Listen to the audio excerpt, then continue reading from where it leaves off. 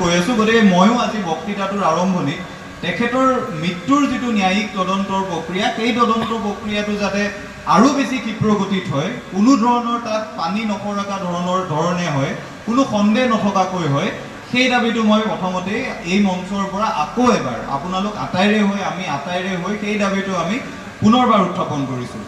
এতিয়া মই এইকেইদিন ৩-৪টামান কথা কৈ আছোঁ, কথাকেইটা কৈ থকাৰ লগে লগে মই যেতিয়া ঘৰলৈ কথাকেইটা কৈ ঘূৰি আহোঁ আকৌ তেখেতৰ গানবোৰ শুনো, সদায় নতুন নতুন কিবা কিবি কথা ওলাই থাকে, কিবা কিবি কথাৰ সম্ভেদ পাই থকা গৈ থাকে।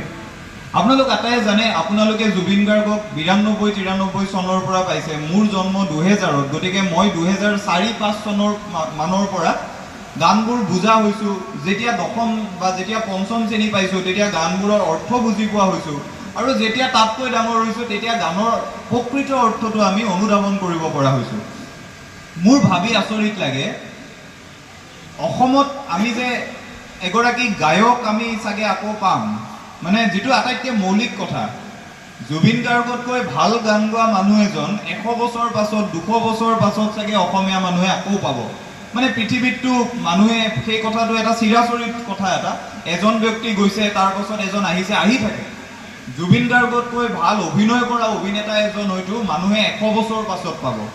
জুবিন গাৰ্গতকৈ ভাল সংগীত পৰিচালনা কৰা মানুহ এজনো হয়তো ১০০-২০০ বছৰ পাছত কেতিয়াবা আহিব।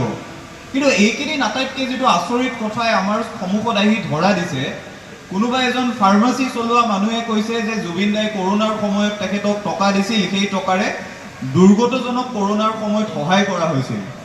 কোনোবা এগৰাকী বিশেষভাৱে সক্ষম ব্যক্তিয়ে আহি কৈছে যে জুবিন দাই তেখেতক টকা দিছিল, সেই টকাৰে তেখেতৰ চিকিৎসা কৰা হৈছিল।